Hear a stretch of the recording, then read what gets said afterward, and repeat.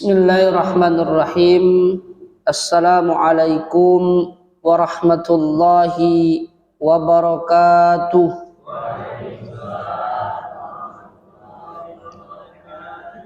Alhamdulillah.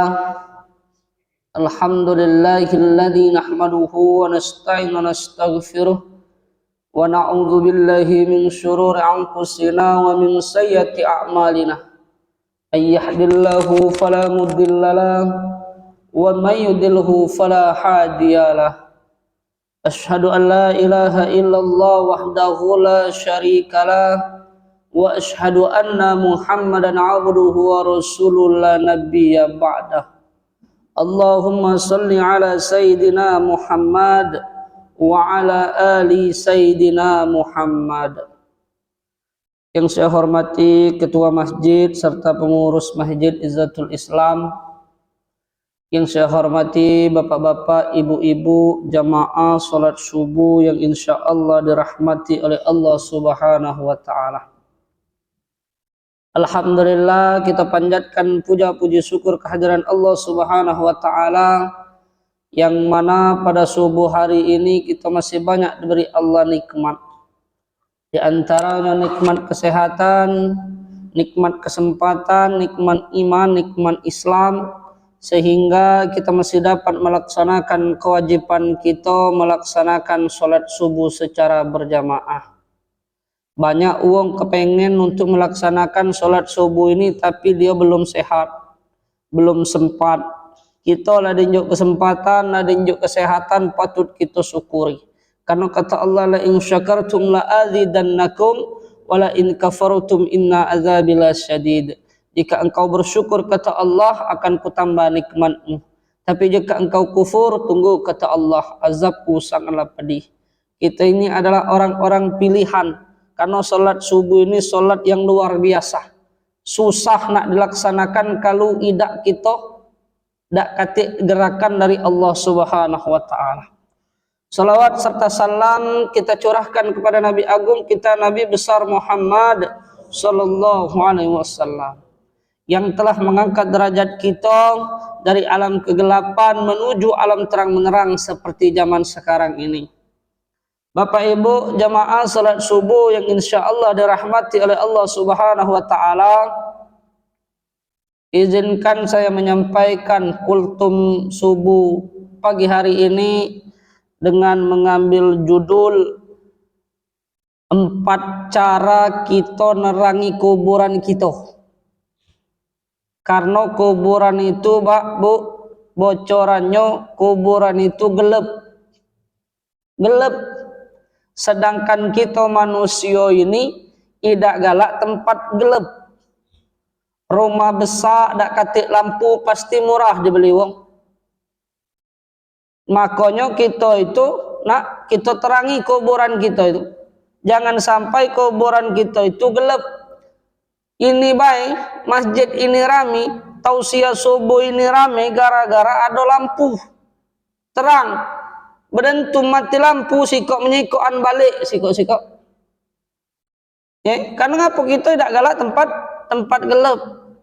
Jadi supaya kuburan kita terang kage, ada 4 hal. Yang pertama apa? Salat 5 waktu. Jangan pernah nian salat ini kita tinggalkan. Uang salat becelako alladzina hum an salatihim sahun. Celakalah bagi orang-orang yang lalai melaksanakan ibadah salat. Dia salat Pak Bu, celako uji Allah, tapi karena apa? Dia lalai. Salat subuh jam 5, jam 4 lewat 30 lebih kurang. Tapi melaksanakan salat subuhnya jam 5:30. Lalai salat itu. Tapi celaka ya Allah, apalagi yang tidak salat. Idza talakal abdu fardan wahidan kutiba ismuhu ala babinnar. Barang siapa yang meninggalkan salat fardu tanpa uzur syar'i, namanya akan digantung di pintu api neraka. Jadi sholat ini penting Pak, bukan yang penting sholat. Kalau kita menganggap sholat ini penting tanpa uzur syar'i, kita tinggalkan dulu urusan dunia. hanya sekedar mohon maaf memasak misalnya. Masak itu bu, kadang-kadang mohon maaf ibu-ibu itu ketika subuh-subuh ini bangunlah kadang-kadang lah jam 4, banyak masih yang lalai.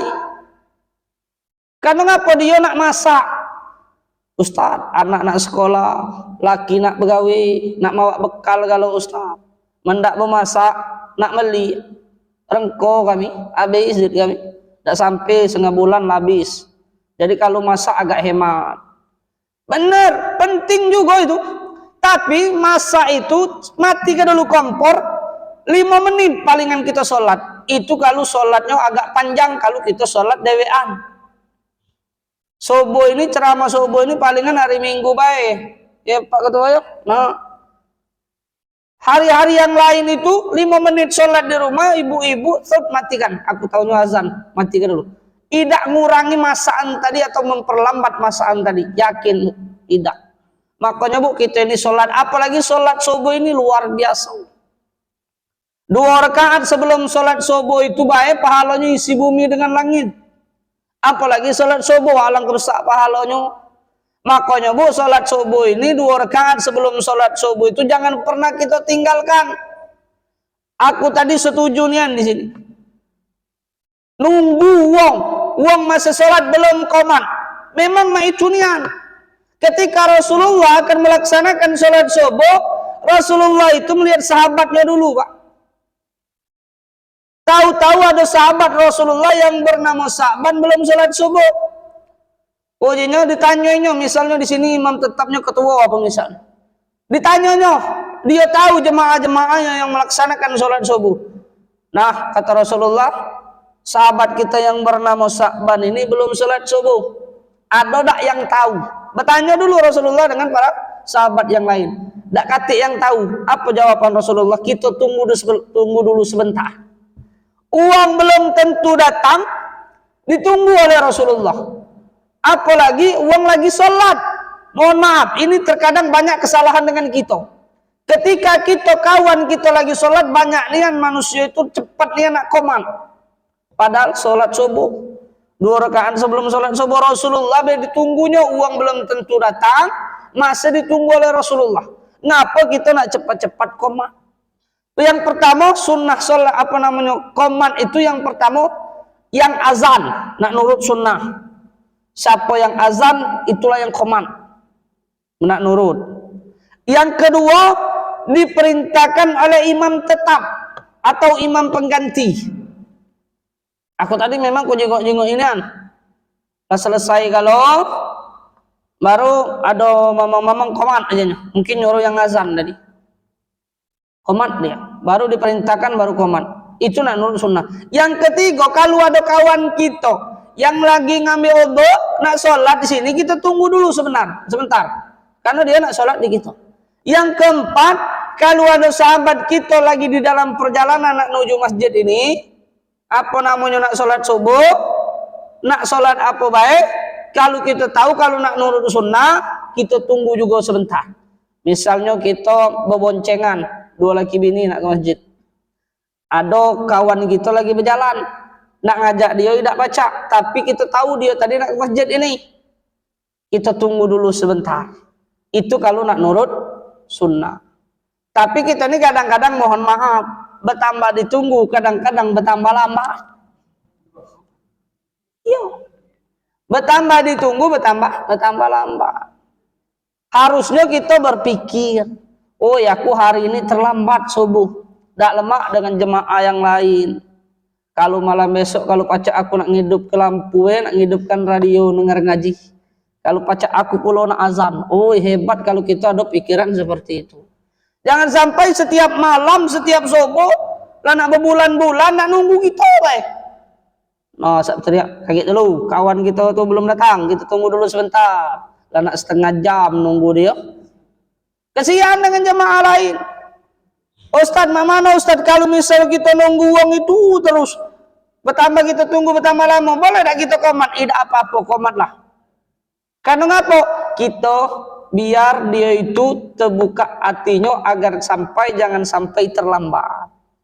Bukan kita tidak senang dengan dia, bukan kita tidak galak melaksanakan sunnah, bukan. Agar ngapa? Agar kita tetap apa namanya, tepat waktu melaksanakan sholat tersebut. Jangan lama gini kita ngundur-ngundur. Makanya jam 4 itu bangunlah kalau udah galak sholat tahajud. Jam 4, jam setengah 4 lah. Setengah 4 itu sholatlah dulu 2 rakaat, atau misalnya tidak sempat lagi nak 11 rakaat sholat tahajud 2 rakaat jadilah. Jangan tidak nian dalam sehari. Sebulan itu Bu sempat kalau sholat tahajud itu apa sekali. Kalau pacak ya tiap malam. Kalau udah acak nian apa seminggu sekali, apa sebulan sekali. Jangan tidak nian sama sekali. Dilawan iblis itu. Nah jadi sholat ini Pak penting. Jangan sampai kita ini meninggalkan ibadah sholat ini. Inna sholata tanha anil fahsya'i wal munkar. Bahwa sholat ini mencegah perbuatan keji dan munkar. Jadi kalau kita nak ingin ada uang berbuat jahat, kita ingin melakukan kejahatan, insya Allah terhindar. Karena kita untuk melaksanakan ibadah sholat tadi. Sholat ini tidak kata halangan, apalagi laki-laki. Kalau perempuan banyak, ya ketika habis melahirkan, ketika dia datang bulan, tidak apa-apa, tidak sholat. Kalau kita tidak kata alasan laki-laki ini untuk tidak melaksanakan ibadah sholat. Sakit pun kita sholat. Karena ngapa? Ada kisah zaman Nabi Ayub. Nabi Ayub itu sholatnya luar biasa. Istrinya soleha, rajin beribadah, bininya anaknya sama rajin. Rajin sedekah karena dia banyak juga harta. Semakin tinggi keimanan kita Bapak Ibu, semakin tinggi pula godaan. Bukan kalau kita rajin sholat, baik dengan uang tak kati cobaan, tak kati ujian, ada semakin banyak. Karena apa? Allah itu nak ngetes keimanan kita. Sebagaimana keimanan kita ini dengan dia. Jadi kalau kita sakit, tetap sholat. Nabi Ayub itu keimanannya luar biasa sampai-sampai iblis itu tidak senang. Ngadu dia dengan Allah. Ya Allah, ujungnya wajar baik Nabi Ayub itu rajin sholat. Ngapa ujungnya? Hidupnya sehat, anak bininya sehat, dia sehat, hartanya banyak ujungnya. Dengan uang baik, wajar baik. Coba nyonjuk dulu cobaan, ujian dulu, cobaan dulu. Apa? Habiskan dulu hartanya. Kebunnya gagal panen, binatang ternaknya mati galau. Akhirnya Nabi Ayub miskin. Dengan keadaan kekurangan, Nabi Ayub tetap melaksanakan ibadah sholat. Puas iblis belum. Udah wajar Nabi Ayub itu tetap sholat. Ngapa dia sehat? Coba Nabi Ayub itu dinjuk penyakit izinnya. Masih tak dia sholat, dinjuklah penyakit pula Nabi Ayub tadi oleh Allah. Dalam keadaan sakit, Nabi Ayub tetap sholat. Tak ada dia ninggalkan sholat. Ini baru sakit gigi, sakit kepala lah ninggalkan ibadah sholat. Diingat ke bini, diingat ke laki, nak saling marah, nak bebala. Oi kau ni dek, tak ngerti aku ni sakit gigi. Bini juga mak itulah nak bermarah dengan laki, nak mati kamu. Kita dua laki bini itu yang ada saling mengingatkan setiap hari Bu. Mungkin ibu-ibu rame ini juga sholat subuh ini mungkin hari Minggu baik. Hari lain mungkin di rumah. Nah lah bapak-bapak, aku yakin bapak-bapak ini rajin setiap subuh pasti ke masjid. Nah balik dari subuh Pak Bu, ingat ke kita sebagai laki-laki ketika kita balik itu tanyai bini kita tuh, lah sudah sholat apa belum? Karena ngapa? Itulah jadi kadang-kadang ibu-ibu tuh lupa gara-gara mikirkan kita nak makan, nak sarapan, gara-gara sebentar lagi masih lama juga, kaget nggak kesiangan. Nah kita sebagai laki ketika balik sholat ingat ke bini kita, sholatlah dulu. Lah tanya bunda sudah sholat apa belum?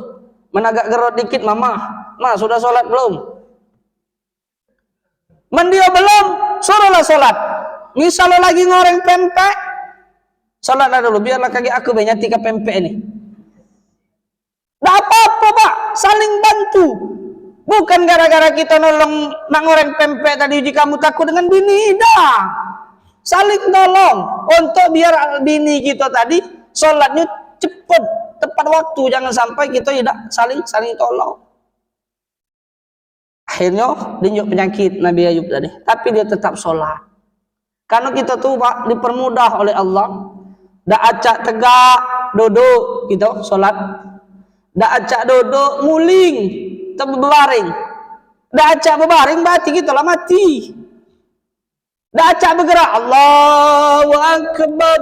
Dacak kita angkat tangan, lurus ke bawah tangan, tidak apa-apa. Tidak jadi masalah. Yang penting hati kita, niat kita, kalau kita memang uzur, sakit. Tapi membadan sehat nak semayang duduk, ngapo hal.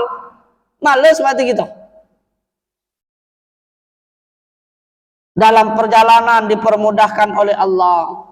Boleh jika kamu jamak be, kita nak ke Jakarta. Misal. Mobil ini stopnya cuman ke sekali zuhur. Makan siang. Asar dia tidak stop. Boleh di jamak sholatnya. Sholat zuhur langsung sholat asar. Dipermudah. Ustadz, kalau 4 ustadz pacak ditinggalkan bis, dikosor mulu. Dua-dua. Boleh. Karena uzur, karena kita masih di dalam perjalanan. Dipermudah oleh Allah. Allah maklum ya. Kita di dalam perjalanan. Tak hati maklum. Wajib bagi kita sholat itu. Jangan yang kita meninggalkan ibadah sholat. Selesai dinjuk penyakit, Nabi Ayub tetap sholat. Beles, iblis tadi puas belum ngadu lagi dengan Allah. Ujinya wajar pak ya Allah, Nabi Ayub itu tetap sholat. Ngapa? Dia masih diurusi oleh anak bininya, masih hidup di tengah kampung. Coba Nabi Ayub itu usir, anak bininya ninggal ke dia, tak setia bininya tadi. Ninggal ke? Asal teriak, tak baca ngejuk makan Nabi Ayub ini. Sakit. Kan dak acak ngejok nafkahi lagi, tinggal ke bejanya Nabi Ayub ini, uji bininya tadi kan? Ditinggalkan oleh anak bininya karena penyakitnya tadi sangat menular, diusir pula di tengah kampung tadi karena takut masyarakat, kena usir karena penyakitnya tadi. Hiduplah sebatang kara Nabi Ayub di tengah hutan dengan hidup kegelapan, tapi Nabi Ayub tetap sholat. Hebat pak cobaan Nabi Ayub, luar biasa. Kita baru sedikit dinjuk oleh Allah ngeluh, tidak sholat. Kadang-kadang banyaklah rutuan. Ini kawan aku dewek pak. Ujinya kak, ujinya numpang bertanya, ngapo juga adikku? Sama wong kami kan. Ujinya kak, ngapo lah kak ujinya? Aku inilah rajin sholat ujinya. Tapi giliran tes PNS kak aku tak lulus ujinya. Kawan kita sebelah itu jenis sholat lah jarang, masa tes dia lulus, nilainya besar. Aku nilai rajin, belum berangkat tes, aku salimah dengan mak aku. Kutanya pula, lah berapa kali juga kau melok tes? Lah 2 kali kak, ujiku kau baru 2 kali melok tes, aku lah 4 kali, aku tak lulus juga. Ngapa juga pak itu? Karena sholat itu juga bukan nak meluluskan kita, bukan. Sholat itu mencegah perbuatan keji dan mungkar. Kewajiban kita. Giliran kalau kita tes lolos, tak lolos itu rezeki kita juga. Kalau lulus, alhamdulillah rezeki kita di sana. Kalau belum lulus berarti juga rezeki kita ada tempat lain. Yakin be juga. Diam be dia. Ya sudah kak, kalau itu jawaban kamu aja. Juga jangan berhenti kak tuh sembahyang juga sholat. Ya kak, tak lagi dia. Akhirnya tak berani lagi dia nanya soal itu. Selesai, Nabi Ayub dinjuk cobaan, harta habis, miskin, penyakitan, diusir di tengah kampung, ditinggalkan anak bininya, hidup sebatang kara di tengah hutan. Akhirnya baru puas iblis tadi untuk menguji keimanan Nabi Ayub. Uji Allah nak mana lagi? Hartanya habis, lah penyakit, lah dinjuk penyakit, lah ditinggalkan oleh anak bininya, diusir di tengah kampung, nak kau apa lagi kata Allah. Baru puas Nabi iblis tadi. Tak cak lagi nak ngujinya, nak dia apa lagi? Akhirnya dibalikkan kalau oleh Allah. Kesehatannya dikembalikan oleh Allah. Hartanya tadi dikembalikan oleh Allah. Sehat, lebih banyak lagi hartanya yang diinjak oleh Allah lagi. Nah, selesai dia lah sehat, lah belagak lagi hartanya banyak. Istri yang tidak soleha tadi, yang tidak setia tadi, nak ngajak balikan. Kalau bakso kita tadi nih, bakso kami, mohon maaf ya aku hilap, ninggal ke kamu sakit kemarin, nak mati bini mah itu. Jangan ya, nado di sini, minta-minta tak katik bini di situ di sini. Tak katik bagus kalau pecahnya, tapi pecahnya, ayo, tapi minta-minta bagus kalau. Selesai, minta dia nak minta balik. Nabi Ayub Cuman kan dua perintahnya, cambuk dia dengan sebatang lidi, cambukkan dengan kakinya. Atau ambil dengan cambuk 100 kali, kau ridho, aku ridho, ya Allah. Apa yang diambil oleh Nabi Ayub? Dia hanya cuman kan maafkan bininya tadi, hanya sebatang lidi. Ngambil sebatang lidi, dikukulkannya di kakinya, dimaafkannya lah istrinya tadi. Tapi istrinya tadi tidak selingkuh dengan laki-laki lain. Cuman kan dia tidak setia, baik. Itu Pak Bu, dari kisah Nabi Ayub ini pacak ada yang dua kita ambil petik hikmahnya. Yang pertama, walaupun kita dalam keadaan apa baik, kita tetap sholat. Sakit, sehat, tetap sholat. Tak kata alasan kita meninggalkan ibadah sholat ini. Saling mengingatkan, tak acak tegak, tak acak ngambil obat, tak pacak kena banyu oleh dokter tayamum gitu. Lemak gitu tuh sebenarnya. Dasar kita banyak mempersulit. Selesai, dia sholat tadi, hikmahnya pertama kita ambil, sholat itu penting. Jangan pernah kita tinggalkan. Walaupun dalam keadaan apa, kita tetap sholat. Yang kedua Bu, hikmahnya ini untuk ibu-ibu. Apa dia? Kesetiaan. Bapak-bapak juga. Bini kita sakit, kita tetap setia. Laki kita sakit, kita urusi. Jangan sampai laki sehat, sayang. Laki banyak reto, sayang. Tuh, laki ninjau ujian oleh Allah, kamu tinggalkan. Hati-hati. Kamu mati ngantuk ibu-ibu itu. Nabi Ayub Pak Bu, pacak maaf ke itu. Nabi Ayub pacak maafkan, ngambil sebatang lidi mukulkan. Kalau zaman sekarang tidak tahu aku, kita tanya dengan Pak Ketua. Pak mana Pak Ketua? Misalnya Pak Ketua sekarang lagi hebat, lagi jadi RT, ketua masjid, reto banyak, tuh diuji oleh Allah. Miskin Pak Ketua, RT kena pecat oleh wong, ketua masjid kena pecat, tak cak apa-apa. Tahu-tahu dinjuk penyakit, ibu di rumah meninggalkan. 2 tahun kemudian derajat Pak Ketua tadi diangkat lagi oleh Allah, bukan lagi jadi RT, jadi RW. Jadi camat, ketua masjid, tak jadi lagi jadi apa weh? Jadi Masjid Izzatul Islam, diangkat uang ke masjid lebih besar lagi dari sini. Tahu-tahu ibu tadi nak ngajak balikan, asak berteriak, aku hilap. Mak mana lah Pak Ketua? Galak apa tidak Pak Ketua?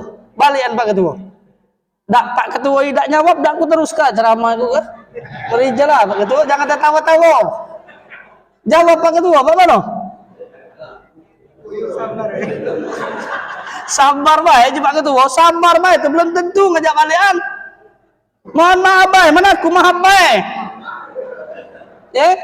Mana aku maaf baik. Aku lah ngomong juga kadang-kadang dengan biniku. Kalau aku sakit kau udah ngurusi aku, kau ninggal ke aku, juga kau aku sehat lagi, aku berduit lagi, juga aku nyari mama baru juga. Maafkan Bu. Kita maafkan. Tapi kalau nak balikan lagi itu agak berat. Kita yang nerimo, mungkin keluarga kita yang tak nerimo. Sudahlah aja Pak Ketua. Itu keluarga tadi. Kau sakit bini mau berlari, kami mak kau kelana meloroi kau, adik-beradik menyelam meloroi kau. Dia berlari asal sehat, dia berduit. Kau nak ngajak balikan lagi, berhentilah ngajak balikan. Nah, banyak pengaruh dari keluarga. Makanya kalau kita jangan sampai kalau kita ada beri cobaan oleh Allah seperti itu, baik itu ekonomi, baik penyakit Pak, biasanya kita ini dites oleh Allah dengan ekonomi, kekurangan harta inilah. Biasa hidup lemah, bermobil Pak Kadi ke Jambi, ke Betung, ke mana-mana Pak Kadi ini lemah berjalan. Oh, dites oleh Allah tak lagi ke Padang Pak Kadi. Buntu misal, mobil tadi tak lagi jual beli lagi habis modal. Dites Pak Kadi, jangan nian Bu, tinggalkan Pak Kadi belagak ini. Saling setia, walaupun dalam keadaan mana kita saling setia, saling memberi semangat. Sabar. Karena ngapa? Gawe kita di dunia ini mendak bersyukur, sabar. Itulah gawe kita. Banyak harta kita bersyukur, badan sehat kita bersyukur, kita dinjau penyakit, kita buntu, kita sabar. Karena ngapa? Allah itu tahu. Allah itu tahu. Coba dulu jenjuk harta budak ini. Dia ini masih ada keimanannya dengan aku. Tuh tinggi, semakin tinggi keimanan kita karena harta tadi. Kadang-kadang dinjo harta, lupa dia dengan Allah. Seolah-olah dia dewek nyarinya bukan joan Allah. Banyak itu manusia. Ketika dia saro baru ingat dengan Allah banyak. Yang banyak. Ketika saro banyaklah keinginannya, ya Allah. Kalau aku berduit masjid ini nak kedua tingkat ke. Oh berduit niat ke masjid lagi tidak pernah. Banyak manusia. Dia kadang-kadang dia berduit lupa. Kadang-kadang dia sakit apa miskin dia rajin dengan ibadah. Itulah kadang-kadang manusia. Jadi Allah itu tahu terbaik menurut kita. Kita dinjonya mak ini jadilah ya Allah mak ini kau. Kalau kau berduit lagi jinya kaki kau ini tidak galak lagi sholat. Kalau kau pas-pasan mak ini kau rajin ke masjid 5 waktu kau ke masjid. Allah tahu. Tapi kalau kita misalnya nak kendak kita tidak dituruti, bukan Allah itu tidak sayang Allah itu dengan kita. Tahu karena apa yang kita lakukan ketika kita memiliki apa yang kita inginkan. Jadi sholat ini Bapak Ibu penting. Jangan yang pernah kita tinggalkan walaupun dalam keadaan apa. Itu yang pertama. Sholat. Ini tadi ada 4. Yang kedua, tartil Al-Quran. Baca Al-Quran bu. Zalikal kitabu la raiba fihi hudan lil muttaqin. Ini kitab tidak ada lagi keraguan di dalamnya karena petunjuk bagi orang-orang yang bertakwa. Jadi Al-Quran itu Pak kita baca bu. Jangan sampai kita tidak pernah baca Al-Quran. Ini kadang-kadang banyak manusia itu tipenya baca Al-Quran. Kadang-kadang tunggu ada hajatan baik. Lemak mendia baca Al-Quran. Kadang-kadang di luar. Ngobrol ya. Tidak baca Al-Quran, mohon maaf, kadang-kadang yasinan kan, ada orang meninggal, pergi takziah. Tidak dia masuk ke dalam, baca Al-Quran, di luar juga tidak baca Al-Quran, tidak baca yasin tadi. Ngobrol, sama baik tidak baca Al-Quran. Jadi kita itu banding-banding baca Al-Quran, jangan Al-Quran kita banyak, tapi tidak pernah kita baca. Ini kadang-kadang Al-Quran dijadikan hiasan baik. Hiasan dalam lemari. Banyak nak matilah Al-Quran 2-3 ikutnya, tapi tidak pernah dibaca. Giliran Pak RT mage ke Al-Quran nak minta, tunjuklah oleh Pak RT, tapi cuman kan disimpan. Tak dinjuk Pak RT ngomong ke Pak RT cemekian. Oh Pak RT ngarang nganjuk kami Al-Quran, adik-beradiknya bae dinjuk ya. Serba kalah. Jadi RT tadi dinjuk tak perlu dibaca ya. Tak dinjuk ngatoi Pak RT pilih kasih. Jadi Al-Quran itu dibaca walaupun dalam keadaan apa baik ya, enjok waktu. Al-Quran itu baca Al-Quran itu kasih waktu, bukan tunggu ada waktu. Kalau nak nunggu ada waktu tak kata waktu Pak gitu. Apalagi kita kepala rumah tangga, kita nyari rezeki terus, nyari duit terus untuk hidupi anak bini kita. Makanya kita enjok waktu. Waktu itu kapan? Waktu itu menurut aku ada 3 waktu yang lebih bagus yang kita lakukan. Kenapa? Yang pertama, ini yang dilarang oleh Rasulullah tidur. Nah, ketika dilarang Rasulullah tidur ini kita gunakan untuk baca Al-Quran. 3 waktu yang dilarang oleh Rasulullah waktu tidur. Waktu kapan? Ketika selesai sholat asar. Ketika sholat asar itu jangan tidur gitu. Penyakit numpuk Pak dengan gitu. Pasti sakit kepala gitu ketika kita bangun dari tidur asar itu. Tak boleh tidur. Nah kita gunakan kalau kita nak kata waktu, kalau kita nak kata gawe kita baca Al-Quran. Ayo Ustaz, habis asar masih begawe. Sudah, tak usah berarti begawilah lagi kamu. Selesai waktu dilarang lagi, waktu selesai sholat maghrib menjelang isya. Selesai maghrib menjelang isya itu dilarang oleh Rasulullah kita tidur. Karena ngapa? Takutnya kaki kita tertidur. Karena kita begawe tadi capek, takutnya kebablasan tidurnya, dalu bangun jam 1 jam 2. Akhirnya sholat isyanya lalai tadi. Lemak mensolat, terbangun jam 12 malam. Sholat, lemak. Ini kadang lah terbangun lah ke WC, balik lagi ke kamar tidur. Karena ngapa lesu capek, makanya dilarang. Nah, ketika sholat maghrib tadi menjelang isya tadi kita gunakan untuk baca Al-Quran. Jangan digunakan nonton TV. Jangan digunakan main handphone terus. Masjid ini banyak kegiatannya. Malam Jumat yasinan, asal melihat YouTube, melihat status Pak Hadi ini. Maghrib pasti ada juga ngaji di sini Pak ya. Amelo. Kalau walaupun kita ikra, ay Ustaz aku nih masih ikra malu wong Al-Qur'an kalau dengar ke baik jadilah. Kita buka Al-Qur'an baca kepakaman tadi apa-apa kan? Kan ikra, enggak boleh baca macam ngaji Al-Qur'an kan? Kita nengok ke Al-Qur'an tadi. Dengar ke? Nah, selesai kita kawan tadi kita ngaji selesai, kita cari uang yang kita percaya bahwa dia ini pacak nutup kemaluan kita tadi. Maksudnya itu pacak nutup kita tidak ada ngomong ke kita bahwa kita tidak pacak ngaji. Misalnya Pak Ketua aku ini tidak pacak ngaji, tapi aku ini pengen ngaji. Pacak tidak ngajari aku dari alif sebatang. Pasti dia tidak ngomong dengan kawannya. Pasti dia nyopayo pelajari dari alif sebatang. Selesai dulu. Kalau kita malu dengan kawan-kawan kita tadi. Jangan dian kawan kita ada acak ngaji, nak dinjam mic. Kita kan ngaji biasanya kalau pakai mic. Lah tahu dia nolak pakai mic ini lemah nak disuruh ngaji. Dia malu Pak. Pasti dia nolak. Ajolah yuk. Apa Kak ngaji giliran kamu ngaji sayat jadilah ayat tadi panjang nak matilah. Dari Jeddah itu kan. Dia lah nolak. Ayolah ajolah dulu Pak Ketua. Aku hari ini malam ini dengarkan dulu. Malam ini jawabannya mak itu. Malam besok mak itu. Malam besok lah nak seminggu jawabannya mak itu terus. Panggil. Ajak ngomong berdua. Ngapa kau udah galak pakai mic ini? Jangan rame-rame. Kalau rame-rame takutnya dia malu. Ngapa kau udah galak pakai mic nih? Kita yang tak baca ngaji tadi juga jujur. Aku ni belum baca nian ngaji. Aku malu nak pakai mic. Karena kalau pakai mic ini perumahan Patra Sriwijaya nih kedengaran kalau aku tabak-abak didengar biniku. Biniku tertawa di rumah. Balik aku kena kolak ke bini. Karena dua laki bini itu kadang-kadang galak saling kolak. Ayah pecah suara kamu tabak-abak ngaji tu Pak. Kita malu. Nah jadi tak usah. Makanya kita tadi kita ajari. Jangan bertambah dah acak ngaji kita ni kadang-kadang manusia ni tertawa dulu. Kalau kawan kita banyak salah kita ni banyak ketawanya. Mamang dah acak ngaji awal tua. Lemah nak jadi imam. Kadang-kadang kita ni baca nilai manusia ni.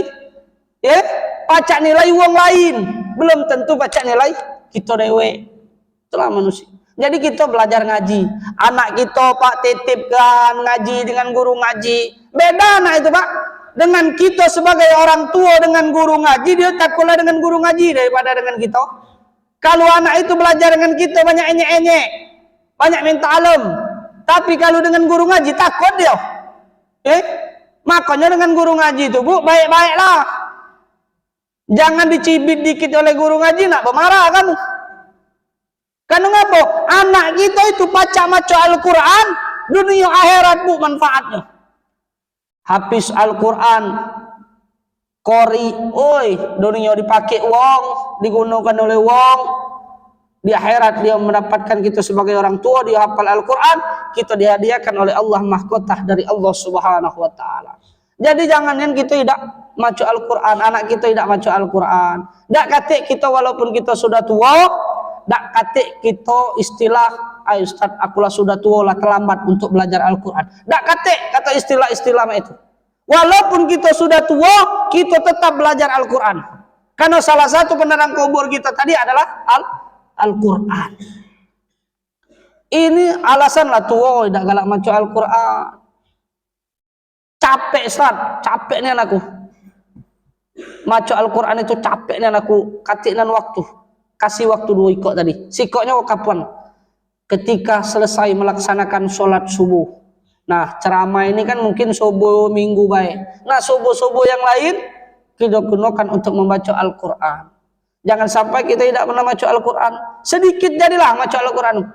Bismillahirrahmanirrahim. Alif Lam Mim. Sadaqallahul azim. Jadilah dalam sehari semalam. Daripada tidak sama sekali nian. Ya, itulah 3. Alif Lam Mim. 3 pahala lah. Kalau bulan Ramadan boleh dikali ke 10, 30. Ini tidak sama sekali. Mana kita nak dapat pahala nak baca Al-Quran tadi. Jadi jangan sampai kita tidak pernah maca Al-Quran. Itu yang kedua. Yang ketiga, supaya kuburan kita terang. Biasa jam berapa Pak Ketua selesai? Menuju kamu selesai aku. Jadi masalah. Alang ke jam 6 alang kelamu kamu. Nah, jam 6. Kopi belum datang, ada tadi di belakang. Aku dapat bocoran tadi kopi, tunggu selesai dengar suara azan tadi. Ngingat gitu, jangan lama gitu kayak dingin gitu. Ayo. Yang keempat apa? Banyak-banyak kita berzikir dengan sholawat. Jangan tidak pernah kita sholawat. Kita itu nak minta tolong, nak minta syafaat dari Nabi Muhammad. Mana Nabi Muhammad mengenali kita kalau kita tidak pernah sholawat. Setiap hari Bu, kalau kita ada cocong lagi ngasuh, ngayun, ngendong cocong, sholawat. Salatullah, salamullah, sholawat. Jangan nyanyi yang lain. Ini nyanyi yang lain. Gara-gara sebotol minuman, nak mati kamu. Salawat, banyak-banyak salawat. Kita salawat 1 kali, disalawatkan 10 kali. Kata Rasulullah, barang siapa yang sering bersalawat kepadaku, ketika dia akan melewati jembatan Shiratal Mustaqim, kubantu seperti kilat yang menyambar. Rasulullah itu dah galak masuk surga. Ngapa dah galak? Dia nak melihat umatnya dulu. Tapi panjang cerita ini, kagak tak sudah lagi. Telah dibagi ke? Aku tak kati. Oh aduh lain dewe rupanya cangkirku. Gerot cangkir rupanya. Jadi banyak-banyak sholawat. Jadi 4 ini Pak Bu. 4 ini kalau baca harus baca. 4 ini jangan pernah kita tinggalkan dalam sehari semalam. Kita lakukan. Yang pertama, sholatlah 5 waktu. Walaupun dalam keadaan apa baik, kita tetap sholat.